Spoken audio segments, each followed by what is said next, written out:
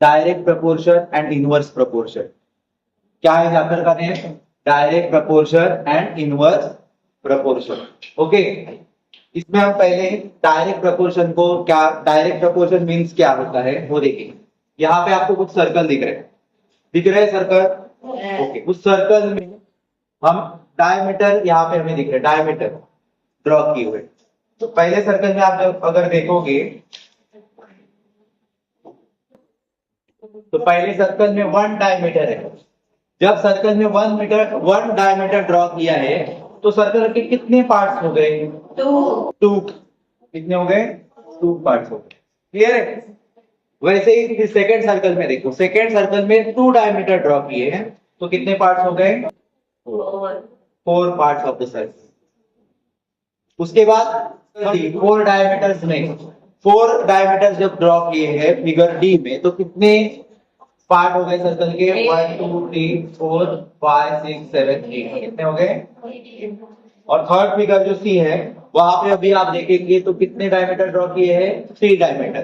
तो 3 डायमीटर जब ड्रॉ किए तो कितने पार्ट्स हो गए सर्कल के? 4 5 6। ओके, जो कि यहाँ पे लिखा हुआ है। डन। अभी मुझे यहाँ पे बताओ, आप जब देख रहे थे कि 1 डायमीटर था तो सर्कल के पार्ट 2 हो गए थे। जब 2 डायमीटर थे तो सर्कल के पार्ट्स भी तो इंक्रीज हो रहे हैं।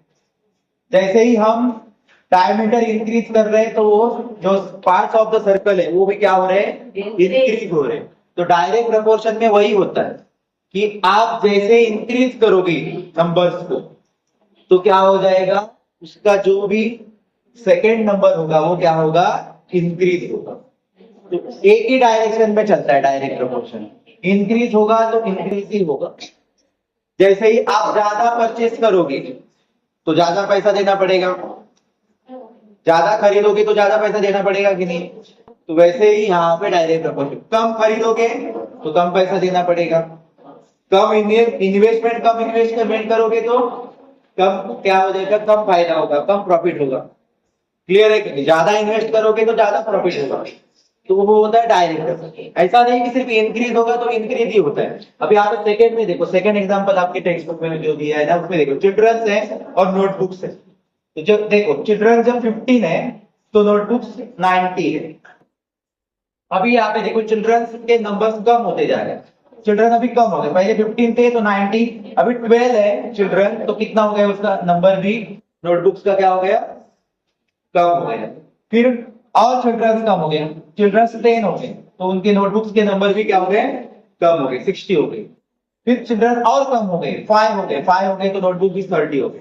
इसका मतलब जब चिल्ड्रन डिक्रीज हो रहे थे, कम हो रहे, डिक्रीज का मतलब क्या होता है? कम हो रहे थे तो नोटबुक्स के नंबर भी क्या हो रहे थे? डिक्रीज हो रहे। इसका मतलब इंक्रीज, मतलब डायरेक्ट प्रोपोर्शन क्या होता है? इंक्रीज करोगे तो इंक्रीज ही होगा और डिक्रीज करोगे तो क्या होगा? उसके सेकंड नंबर भी क्या होगा? डिक्रीज ही होगा। मतलब ज्यादा करोगे तो ज्यादा होगा, कम करोगे तो कम होगा। इसको बोलते हैं डायरेक्ट प्रपोर्शन। डिक्रीज करोगे तो डिक्रीज ही होगा सेकंड नंबर। क्लियर है? आपको समझ में आया डायरेक्ट प्रपोर्शन मतलब क्या होता है? ठीक है। इसके बाद हम देखेंगे प्रैक्टिस सेट। डायरेक्ट प्रपोर्शन पहले देखेंगे, फिर इनवर्स प्रपोर्शन भी हमें देखना है। अभी पहले समझो डायरेक्ट प्रपोर्शन मतलब क्या है। इंक्रीज, नंबर इंक्रीज करोगे तो उसका दूसरा नंबर क्या होगा? इंक्रीज ही होगा। नंबर डिक्रीज करोगे तो उसका नेक्स्ट नंबर क्या होगा? डिक्रीज ही होगा। ये सिर्फ आपको याद रखना है। और साथ में एक चीज और याद रखनी है, देखो, और एक साथ में आपको एक चीज ध्यान क्या रखनी है? रेशियो। देखो अभी यहाँ पे पहला यहाँ पे रेशियो देखते हैं। देखो 1/2 है, 1 डायमीटर डिवीजन उसका 2 है। बाकी आगे देखोगे तो 2/4 है, 3/6 है, 4/8 है। बट इनको अगर रिड्यूस करोगे, रिड्यूस कर किसको बोलते हैं? रिड्यूस करना मतलब रेशियो निकालना। जैसे कि 1/2 है, अब ये किसी के टेबल में आएंगे नहीं तो इनको हम रिड्यूस नहीं कर सकते, लेकिन 2/4 को रिड्यूस कर सकते हैं क्योंकि 2 और 4 एक ही टेबल में आते हैं। कौन सा है? 2 के टेबल। 2 1 जा 2, 2 2 जा 2। फिर इधर भी देखो 3 1 जा 3, 3 2 जा 6, 4 1 जा 4, 4 2 जा 8। तो किसको बोलते हैं? रेशियो, रिड्यूस कर। नंबर को रिड्यूस करोगे तो रेशियो मिलता है। और सब देखो अभी वो रेशियो कांस्टेंट है, कांस्टेंट है कि नहीं, देखो 1/2, यहाँ पे भी 1/2, यहाँ पे भी 1/2, यहाँ पे भी 1/2, इसको बोलते हैं कांस्टेंट। इसको क्या बोलते हैं, कांस्टेंट। मतलब यहाँ पे रेशियो कभी भी कांस्टेंट रहता है।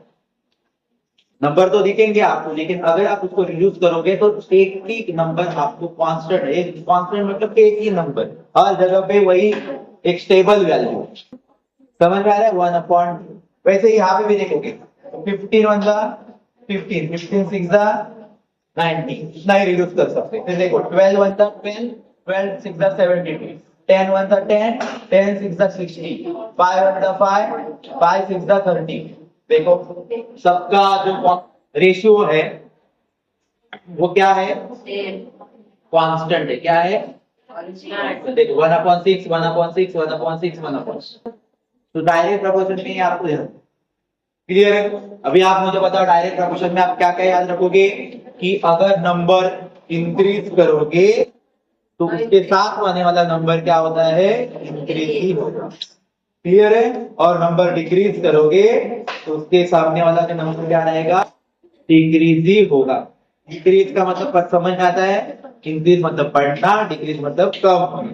तो यहाँ पे डायरेक्ट प्रोपोर्शन एक ही डायरेक्शन में चलता है, इंक्रीज होगा तो इंक्रीज ही, डिक्रीज होगा तो डिक्रीज। और इनमें रेशियो क्या रहता है आपको याद रखना है, एक नंबर जो रहेगा रेशियो वो क्या रहेगा, कांस्टेंट रहेगा, रिड्यूस करोगे। डन, क्लियर है। अभी हम देखते हैं प्रैक्टिस। ये कितने स्टूडेंट को ये समझ में आया, ये आपको बेसिक चीज है, ये इसका आपको प्रैक्टिस सेट में ज्यादा फायदा नहीं है, समझना है सिर्फ प्रैक्टिस सेट में, ठीक है। अभी आते हैं प्रैक्टिस सेट। प्रैक्टिस सेट है आपको 37। क्वेश्चन को अच्छी तरह से रीड करने आपको आना चाहिए, क्लियर है। देखो क्वेश्चन में क्या बोला है, question number 1, if 7 kg onion cost 140 rupees, how much must we pay for 12 kg onion? Clear है। अभी ये वर्ड प्रॉब्लम है, पहले हम समझते हैं इसको, हमारे शॉर्टकट में समझते पहले। देखो 7 kg ओनियंस, जब ओनियन 7 kg थे तो उसी ओनियन की कॉस्ट प्राइस कितनी थी, 140 रुपीज। कितनी थी बच्चों, 140 रुपीज कॉस्ट प्राइस। क्लियर है, समझो पहले 7 kg जब था तो कॉस्ट प्राइस क्या थी, 140 रुपीज थी। तो क्वेश्चन में क्या फाइंड आउट करें, क्वेश्चन में बोला है कि जब ओनियंस 12 kg होंगे तो कॉस्ट प्राइस क्या होगी, ये आप फाइंड आउट करें। मतलब आपको यहाँ पे कॉस्ट प्राइस फाइंड आउट करनी है। क्लियर है, समझ में आया। डन। अभी आपने डायरेक्ट प्रोपोर्शन के बारे में बेसिक सीखा था, उसमें मैंने आपको बताया था कि अगर नंबर इंक्रीज होगा, मतलब 7 kg का 140 रुपीज है। अभी यहाँ पे देखो नंबर इंक्रीज किया है, 12 kg हो गया, 7 kg था तो रुपीज 140 था, अभी 12 kg है तो उसके रुपीज इंक्रीज होंगे कि डिक्रीज होंगे, इंक्रीज होंगे। ये तो आपको परफेक्ट पता हो गया कि ज्यादा रुपीज आने वाले हैं। अगर 7 kg का 140 रुपीज है तो 12 kg के ज्यादा रुपीज होंगे, लेकिन क्या होंगे उसके हमें फाइंड आउट करना हो, उसके लिए आंसर हमें फाइंड आउट करना हो। लेकिन ये तो हमें पता चल गया कि 140 रुपीज से ज्यादा रुपीज होंगे। ओके, अभी वो अमाउंट पता नहीं है हमें, यहाँ पे अमाउंट आपको पता है क्या, नहीं, आप फाइंड आउट करने वाले हो। तो उसके लिए आपको अमाउंट पता नहीं है तो स्टार्टिंग में वहां पे आपको ऐसा लिखोगे क्या कि हमें अमाउंट पता नहीं है, वो फाइंड आउट कर रहे हैं, ऐसा लिखोगे क्या, नहीं। उसके लिए लेटर हमें कंसीडर करना होता है, एक अल्फाबेट हमें कंसीडर करना होता है, वो होता है एक्स। आप क्या कंसीडर करोगे, एक्स कंसीडर करोगे। हमें पता नहीं है 12 kg से जब थे तभी कितना रुपीज होगा, ये हमें पता नहीं है, उसके लिए हम लोगों ने क्या कंसीडर किया, एक्स। इस तरह से क्वेश्चन को समझना है पहले। डन, यहां तक आपको क्लियर हुआ, ठीक है। और फिर हमें सॉल्व करने के लिए स्टार्ट करना है, फिर हमें क्या करना है, सॉल्व करना है। कैसे सॉल्व करना है, देखो स्टार्टिंग में आप ये लिखोगे कि लेट, अभी आपने एक्स कंसीडर किया है ना, वो सेंटेंस पहले लिखो, लेट कौन से केजी ओनियंस की आपको अमाउंट पता नहीं है, कॉस्ट पता नहीं है, 12। उसके लिए लेट 12 kg ओनियंस, जो फाइंड आउट करना है वो पहले सेंटेंस बी एक्स रुपीज। क्या लिखोगे बच्चों? कि जो फाइंड आउट करने बोला है 12 केजी ओनियंस की कॉस्ट प्राइस फाइंड आउट करने बोला है ना, वो पता नहीं है, इसके लिए हम लोगों ने एक्स कंसीडर किया, वो लिखोगे let 12 KG onions be x rupees. क्या तक क्लियर है? The let 12 KG onions be x rupees. Okay, उसके बाद मुझे बताओ ये डायरेक्ट प्रोपोर्शन था कि इनवर्स प्रोपोर्शन था? डायरेक्ट प्रोपोर्शन था। तो यहाँ पे आप लिखोगे it is an direct proportion। ये आपको जरूर लिखना है भाई। ये जो क्वेश्चन है वो क्या है? डायरेक्ट प्रोपोर्शन का है। Direct proportion. डन। ओके, आप ऐसा भी लिख सकते हो the onion and cost of onion and their quantity in direct proportion. ये भी सेंटेंस आप वहां पे लिख सकते हो। क्लियर है? लेकिन हमें ये शॉर्टकट रहेगा, it is an direct proportion. ये लिखने के बाद आपको फिर क्या करने देखो। अभी मैंने आपको रेशियो कैसे लिखते थे बताया था, अपॉन में थे सारे अमाउंट। हम कैसे लिख रहे थे? ये अपॉन में लिख रहे थे। इससे पहले देखा था आपने, जैसे कि 1 डायमीटर और उसके पार्ट अपॉन में लिखे थे। आप दिख रहा है आपको? फिर 2 डायमीटर्स के पार्ट्स भी अपॉन में लिखे। तो सेम टू सेम हमें वैसे ही ये क्वेश्चन को भी अरेंज करना है। 7 केजी का जब था क्वांटिटी 7 केजी थी ओनियंस की, तब उसके अमाउंट कॉस्ट ₹140 थी। ये भी हमें अपॉन में लिखना है। क्लियर है? समझ में आया? तो इसीलिए हम ये भी अरेंज करते थे, सॉल्व करते समय 7 अपॉन 7 और 140। क्लियर है? 7 और कौन है बच्चों? 140। तो यहाँ पे 7 और ये जो नंबर है उसकी कॉस्ट प्राइस, इसको हम क्या करेंगे? अपॉन में लिखेंगे 7 अपॉन 140। उसके बाद इज इक्वल टू के साइन दोगे और सेम टू सेम 12 केजी को और उसकी कॉस्ट, जो कि अभी तो पता नहीं है, लेकिन कॉस्ट के लिए हम लोगों ने एक लेटर कंसीडर किया, वो क्या है? x। तो 12 अपॉन x। इस तरह से अरेंज क्यों करना है? क्योंकि आपने पहले ही सीखा है कि यहाँ पे जो भी प्रोपोर्शन रहता है नंबर्स का और उसके पार्ट्स का, तो हम क्या करते हैं? वो नंबर्स को अपॉन में यहाँ पे दिखा है ना आपको, उसी तरह से अरेंज करना है अपॉन। ये भूलो मत, ठीक। उसके बाद क्या करना है? देखो इधर देयरफॉर के साइन लगाओ पीछे, ठीक है। अभी क्रॉस मल्टीप्लिकेशन क्या करना है? क्रॉस 7 का x का क्रॉस मल्टीप्लिकेशन होगा, मतलब 7 का और x का मल्टीप्लिकेशन होगा, तो क्या होगा? 7x होगा। 7x, ठीक है, इज इक्वल टू की साइन दोगे और फिर नेक्स्ट क्रॉस मल्टीप्लिकेशन। ये पहला किया आपने, पहला यहाँ पे दिखा तो आपको मतलब चौक से देखो 7 और x का किया तो 7x मिल गया। उसके बाद हमें अभी किसका करना है? 140 और 12 का। 140 और क्रॉस में देखो कौन है? 140 इंटू 12। समझ में आया? उसके बाद आपको ध्यान में रखना है और फिर देयरफॉर के साइन दोगे, ठीक है। और देखो 7x is equal to 140 into 12। आपको इससे पहले लाइक टर्म आपने ये सीखा था, इक्वेशन सीखे थे, जिसमें हम अगर किसी नंबर को दूसरी साइड में सेंड करते हैं तो वो अपोजिट साइड चेंज हो जाती है। प्लस होता है तो माइनस होता है, मल्टीप्लिकेशन होता है तो डिवाइड होता है, डिवाइड होता है तो मल्टीप्लिकेशन होता है। तो यहाँ पे देखो ये 7x है।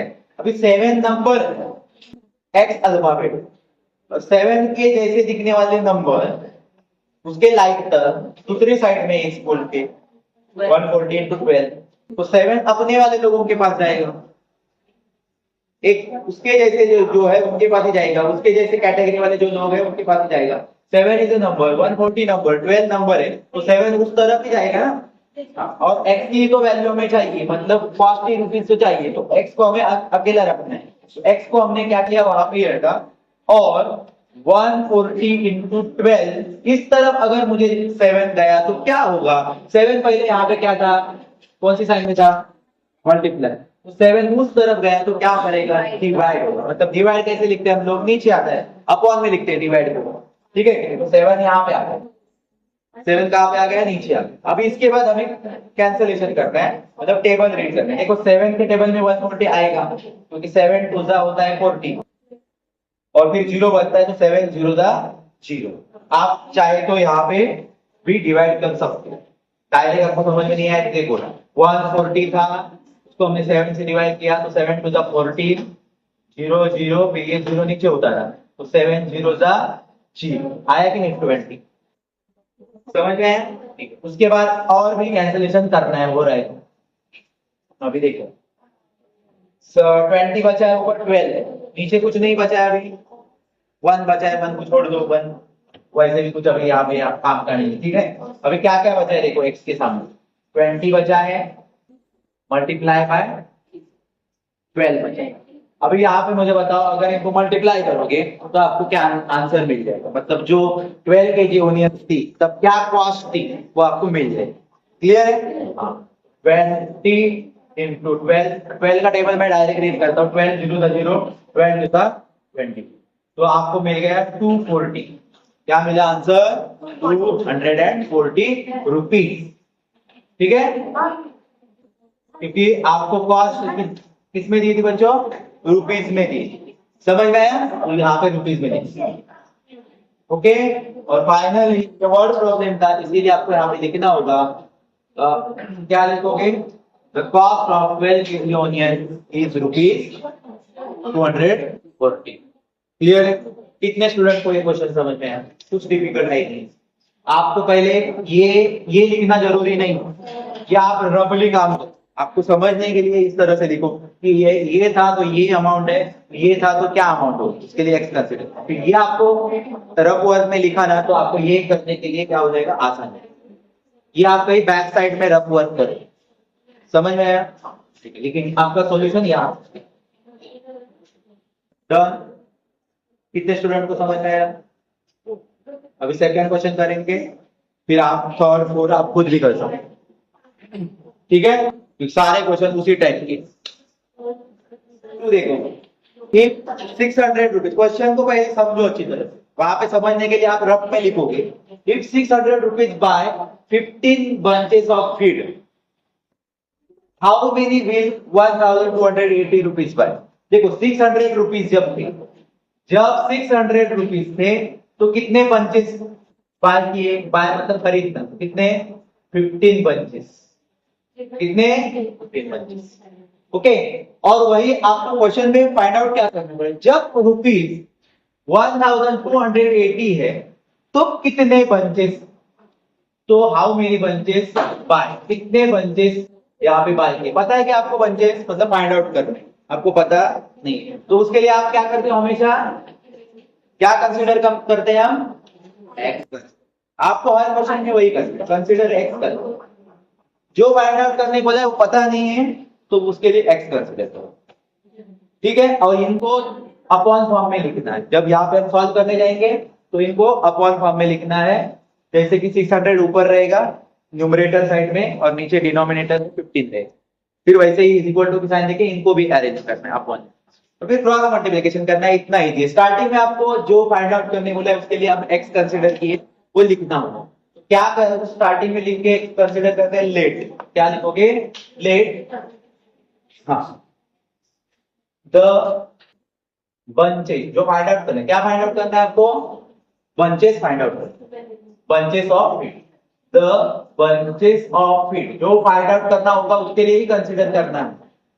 बंचेस ऑफ फीड आपको आपने कंसीडर किए, वो फाइंड आउट करने थे, तो bunches of feed be b, यहां तक क्लियर हुआ। उसके बाद आपको क्या लिखना है, ये डायरेक्ट प्रोपोर्शन में, direct proportion, it is an direct proportion लिखोगे। समझ में आया? इसके बाद स्टार्ट करोगे सॉल्व करने। सॉल्व करते समय आपको इसको कैसे अरेंज करना है, 600 देयरफॉर की साइन लगाओगे, देयरफॉर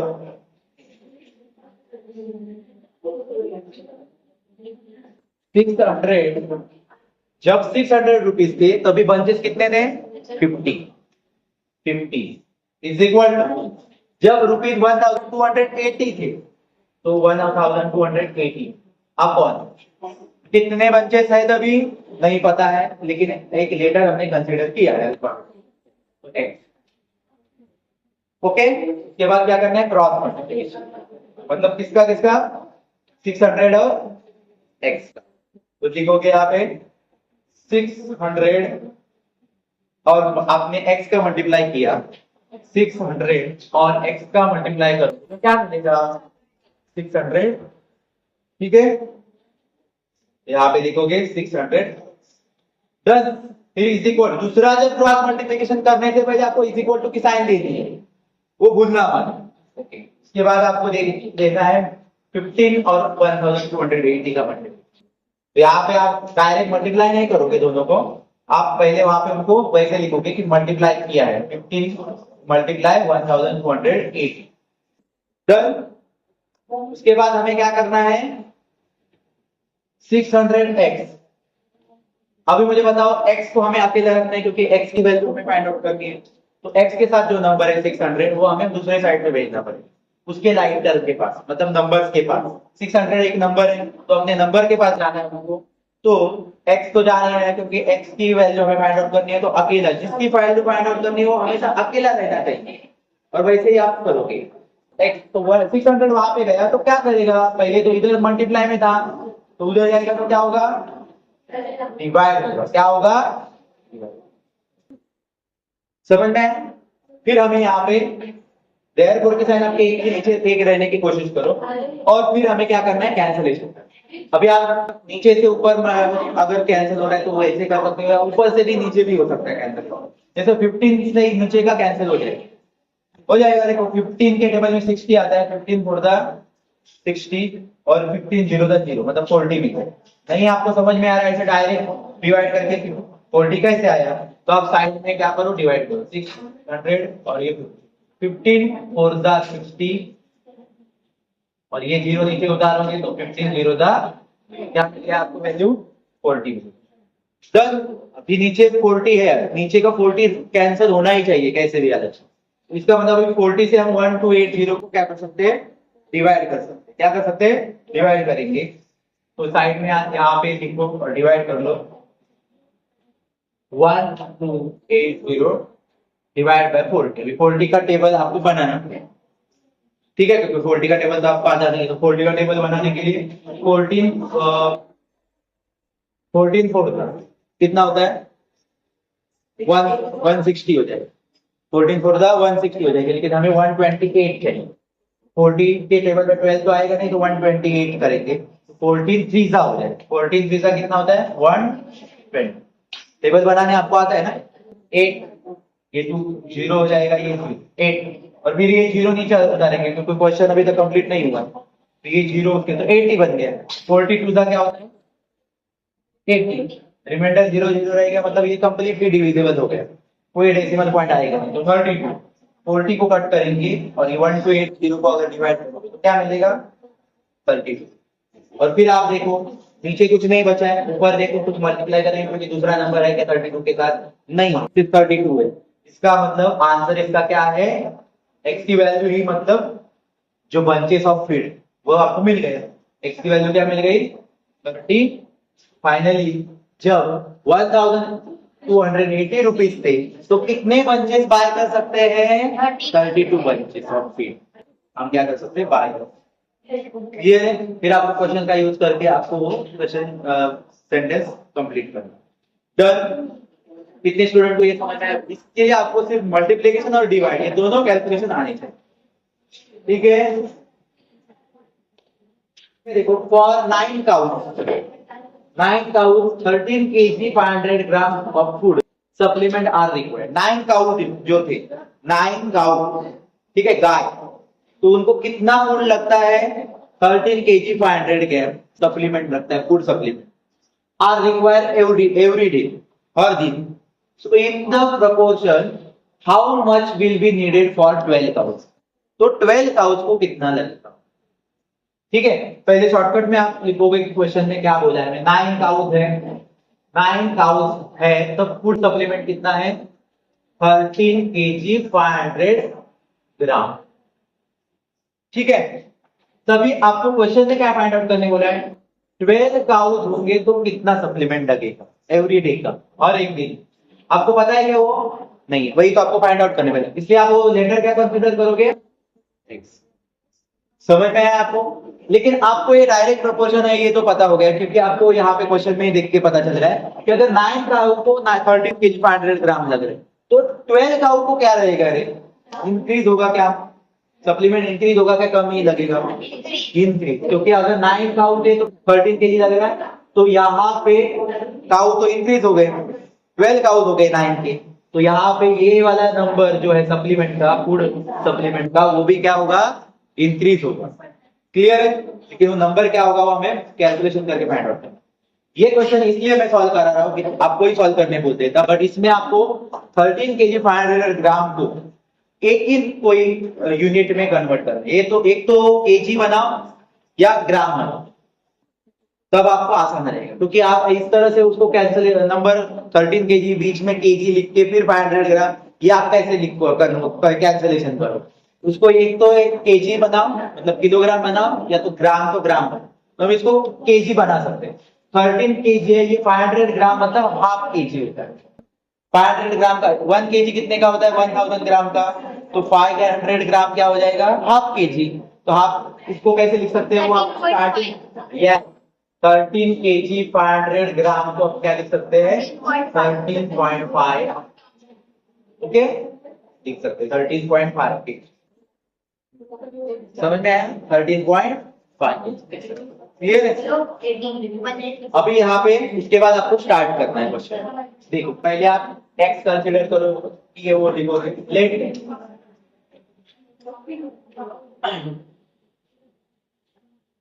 लेट द, क्या निकालने बोला है हमें, फूड सप्लीमेंट निकालने, the food supplement be x, let the food supplement be x. Food supplement आपको निकालने वाला है, तो फूड सप्लीमेंट को हमने एक्स कंसीडर कर लिया। फिर हमें यहाँ पे ये वर्क में आपने करके ही रखा है आपके आइडिया के लिए, 9 का हो गया तो 13 केजी 500 ग्राम है, जिसको आपने अभी 13.5 है, 13.5। तो यहाँ पे हम लिखेंगे 9 का, तब कितना है बच्चों, 13.5, ठीक है, एयर फोर की साइन लगाओ, भूलना मत, इज इक्वल टू, जब 12 का वो है तो कितना फूड सप्लीमेंट लगेगा, इसके लिए हम लोगों ने एक्स कंसीडर किया, तो 12 और आप क्या लिखोगे, एक्स। ठीक है, अभी यहाँ पे डेसिमल पॉइंट में नंबर है, तो कैलकुलेशन में गड़बड़ नहीं कर, डेसिमल पॉइंट होगा तो आपको पता है नॉर्मल नंबर समझ के उसको मल्टीप्लाई करने का, और आंसर में आपको क्या करना है, डेसिमल पॉइंट, जितने डेसिमल पॉइंट होंगे उतने डेसिमल पॉइंट पीछे आता है। क्लियर है? तो हम वो जैसे आगे बढ़ेंगे तो करेंगे। अब पहले हमें क्या करना है, यहाँ पे क्रॉस मल्टीप्लिकेशन करना, क्या करोगे, क्रॉस। देखो यहाँ पे आपको ये डायरेक्ट प्रोपोर्शन लिखना भूलना नहीं है, यहाँ पे लिखोगे it is an direct proportion, direct proportion, क्योंकि आपको पता चल रहा है कि अगर 9 का इंक्रीज हो गए तो वहां पे फूड सप्लीमेंट टू भी इंक्रीज ही होगा, इंक्रीज टू इंक्रीज एक ही डायरेक्शन होता है, तो आपको समझना है डायरेक्ट। तो यहाँ पे हम करते हैं क्रॉस मल्टीप्लिकेशन, 9 और x का क्रॉस मल्टीप्लिकेशन हो गया, क्या आएगा, 9 और x का क्रॉस मल्टीप्लिकेशन हो गया, क्या आएगा, क्या आएगा, ये चाहिए तो आप इस तरह से ही लिखो स्टार्टिंग में, 9 into x is equal to 13.5 और 12 का हमें क्रॉस मल्टीप्लिकेशन, तो यहाँ पे लिखा था, मैं यहाँ पे शो करता हूँ आपको, 13.5 और 12 का क्रॉस मल्टीप्लिकेशन, 13.5 into 12, ठीक है। इसके बाद देखो x की वैल्यू आपको फाइंड आउट करनी है, तो हम 9 जो है वो क्या करेंगे, उस तरफ सेट करेंगे, क्योंकि x अकेला रहना चाहिए, जिसकी भी वैल्यू फाइंड आउट करनी पड़ती है उसको अकेला रखना पड़ता है, और 9 नंबर है और ये भी नंबर है, एक लास्ट टर्म के पास नंबर को सेंड करना है, ये भी आप लोगों को पता ही है तरीका।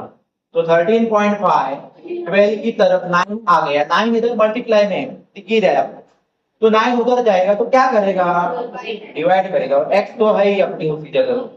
फिर हमें क्या करना है, इनको कैंसलेशन करना है।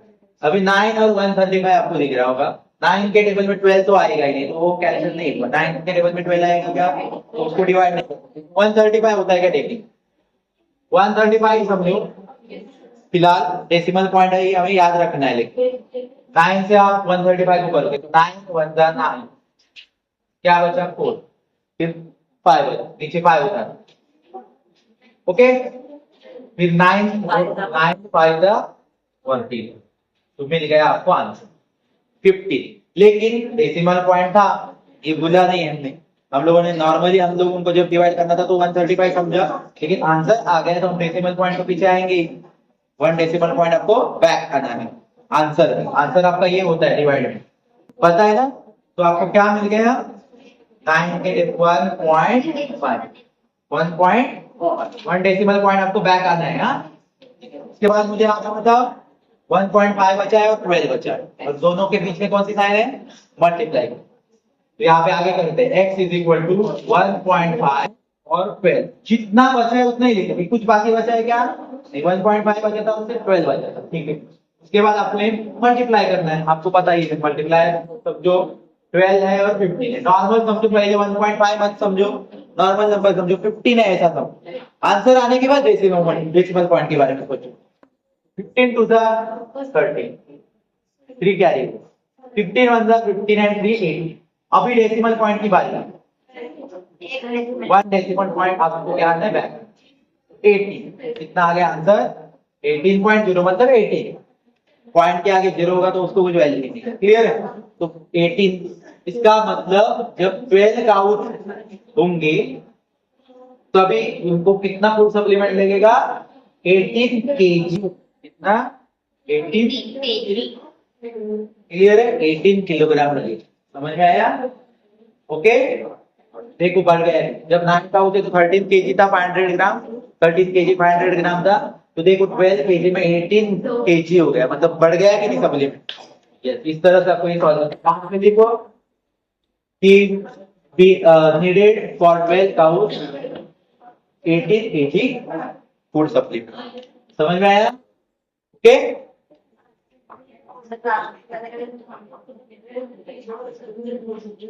18 kg supplement will be needed for 12 cows.